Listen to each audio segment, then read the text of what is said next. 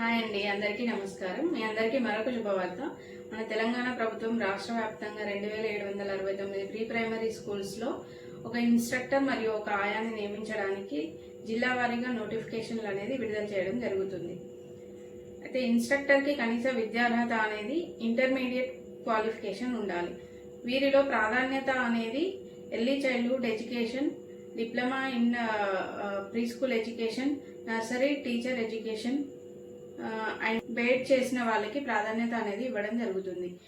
Age మనకి minimum age అనేది 18 years ఉండాలి, మ్యాక్సిమం 44 ఇయర్స్. ఎస్సీ ఎస్టీ బీసీలకి ఏజ్ రిలాక్సేషన్ అనేది ఉంటుంది.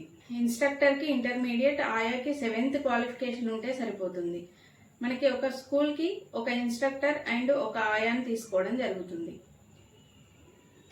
స్థానికతకు ప్రాధాన్యత ఇవ్వడం జరుగుతుంది. ఈ స్థానికత ప్రాధాన్యత క్రమం ఎలా ఉంటుందంటే, ఫస్ట్ అదే విలేజ్ లేదా హ్యాబిటేషన్ అనేది చూస్తారు. తర్వాత అదే గ్రామ పంచాయతీకి సంబంధించిన వారా లేదా చూస్తారు. తర్వాత అదే మండలానికి సంబంధించిన వాళ్ళ లేదా చూస్తారు. తర్వాత అదే జిల్లాకి సంబంధించిన వారా లేదా చూస్తారు.